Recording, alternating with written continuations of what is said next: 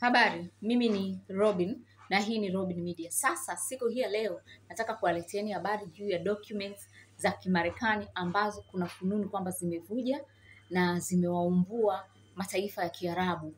Na vyombo vingi vya habari tayari vimeshaandika juu ya hizi documents. Na mimi nitawaelezeeni machache tu ambayo yameongelewa kwenye vyombo vya habari juu ya hizo documents ambazo zimevuja. Usisahau kusubscribe hapo chini ili uwe wa kwanza kupata video zetu kama hizi. Sasa ni hivi, wengi tunafahamu kwa miaka miwili kulikuwa kuna vita inaendelea kati ya Hamas pamoja na Israel. Na vita hii wakati inaendelea, mataifa mbalimbali yalikuwa yanaipinga hii vita kwa sababu kuna mauaji ya kimbari, tuhuma zinasema yamefanyika. Kwa hiyo tuliona mataifa mbalimbali hadi mengine yakashindwa kuitetea Israel na kuamua kuigeuka Israel na kuamua kutambua taifa la Palestina baada ya shinikizo kubwa kutoka kwa wananchi wao. Mataifa mengine yaliamua kuingia kabisa katika mgogoro na Marekani na Israel, mfano Afrika ya Kusini, kwa ajili ya kuitetea Palestina ili ipatiwe haki zao. Vyombo vya habari vilikuwa bize kumulika, watu pia walikuwa bize kufuatilia mataifa washirika wa Israel kama je, wanaendelea kushirikiana na Israel, je, wanaendelea kuiuzia silaha Israel. Hivi ndio vitu ambavyo walikuwa wakivifuatilia. Na mataifa hayo ni kama mataifa ya Ulaya yalifuatiliwa kiasi kwamba kwa shingo upande yaliamua kulitambua taifa la Palestina. Wengi tulishuhudia mwezi wa 9 juzi. Lakini vyombo vya habari na watu wengi walijisahau, wakawa hawafuatilii mataifa ya Kiarabu, kwa sababu walikuwa wanafahamu kabisa kwamba hawa lazima watakuwa wanasimama na Palestina na lazima watakuwa wanafanyaje, wanaikemea Israel, kwa sababu hata kwenye vyombo vya habari walikuwa wanaonyesha kwamba wao wanasimama na Palestina na wanaikemea Israel. Kwa hiyo watu wakawa wanajua kabisa hawa hamna haja ya kuwafuatilia sana, sisi tuwafuatilie zaidi mataifa washirika wa Israel ambao wanaiuzia silaha Israel. Kumbe habari zinasema kwamba kwa mujibu wa documents zilizovuja zimeonyesha kwamba mataifa ya Kiarabu ndio yameongeza mahusiano na Israel katika kipindi hiki ambacho Israel ilikuwa vitani inafanya mauaji ya kimbari pale Gaza kama tuhuma zinavyosema. Mataifa ya Kiarabu wao ndio wameongeza mahusiano na Israel zaidi. Hizi documents watu wamezijadili sana katika vyombo vya habari, kwa sababu watu wanajiuliza ni kwa nini mliposimama kwenye vyombo vya habari mlikuwa mnatuambia mnaikemea Israel na mnatetea wa Palestina, lakini kiuhalisia documents zimevuja zinaonyesha nyie ndio mmezidisha mahusiano na Israel, tofauti na kile mlichokuwa mnakionyesha katika vyombo vya habari. Kwa hiyo mlikuwa mnawadanganya wananchi wenu na mlikuwa mnaidanganya dunia.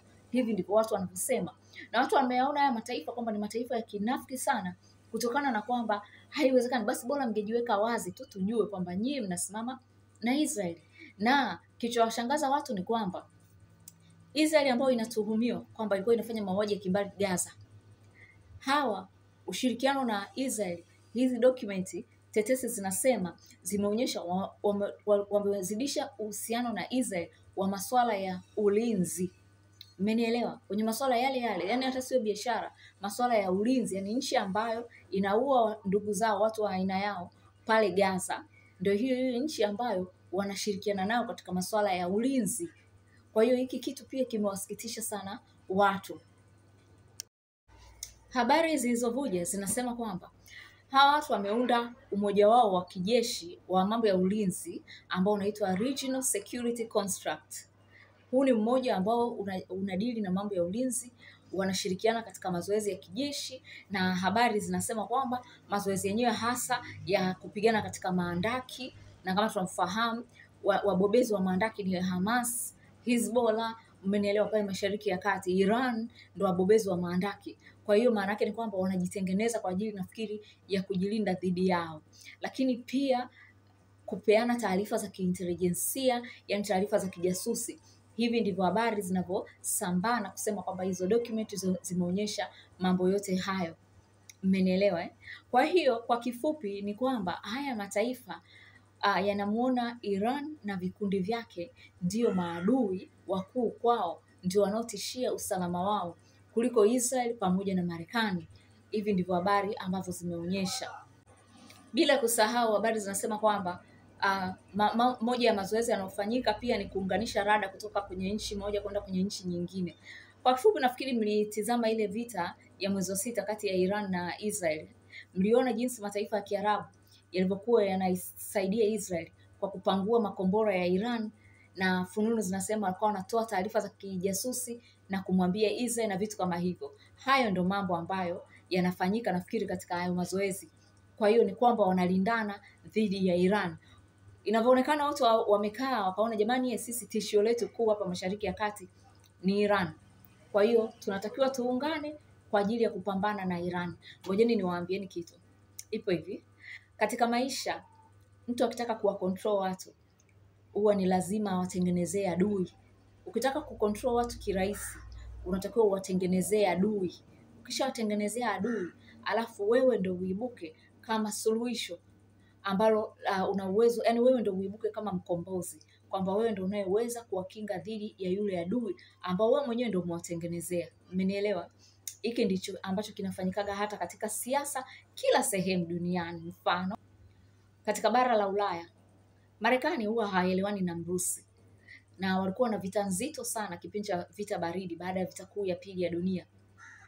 Kwa kuwa walikuwa na vita nzito sana, kwa kila mmoja alijaribu kuwatengenezea wenzie adui. Kwa hiyo kwa upande wa bara la Ulaya, Marekani aliwatengeneza kisaikolojia nchi za Ulaya zione kwamba Mrusi ndo adui yenu na ni mimi pekee ndio ninaweza kuwakomboa dhidi ya Mrusi. Na hiki ndicho kilichopo mpaka leo. Mataifa ya Ulaya hawezi kujilinda, hata kuunda muunganiko wa ulinzi utakaojumuisha wao wenyewe wakajilinda dhidi ya Mrusi hawawezi, mpaka Marekani awalinde. Mashariki ya Kati, hiki ndicho ambacho kinafanyika.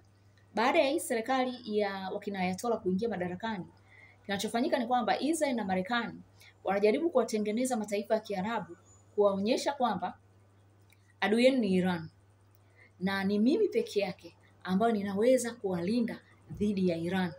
Marekani anaonyesha hicho.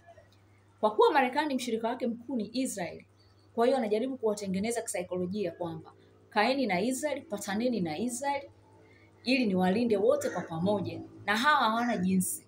Ni mataifa yenye pesa nyingi sana, lakini ni mataifa ambayo hawawezi kujilinda. Hata wakipigwa hawawezi kurudisha mapigo. Tumeona Qatar kapigwa na Iran, ardhi yake imepigwa na Iran, kashindwa kujibu mapigo. Mmenielewa? Kwa sababu hawezi, hana jeshi la kupigana na Israel. Amerika kapigwa na Israel mwezi wa 9, kashindwa kurudisha mapigo. Ardhi yake imepigwa. Yaani sisi ardhi yetu irushiwe kombora, lazima na sisi turudishe mapigo. Lakini yeye kashindwa kurudisha mapigo kwa sababu hana jeshi la maana la kuweza kupambana na Israel. Kwa hiyo Marekani anawatengenezea kwamba mnamwona Iran ana nguvu na ni adui kwenu. Ni rahisi Marekani kuwatengeneza haya mataifa ya Kiarabu kumuona Iran adui kwa sababu kuu mbili. Sababu ya kwanza, Marekani anatumia kigezo cha haya mataifa ya Kiarabu ni mataifa yanayoendeshwa kwa njia ya ufalme.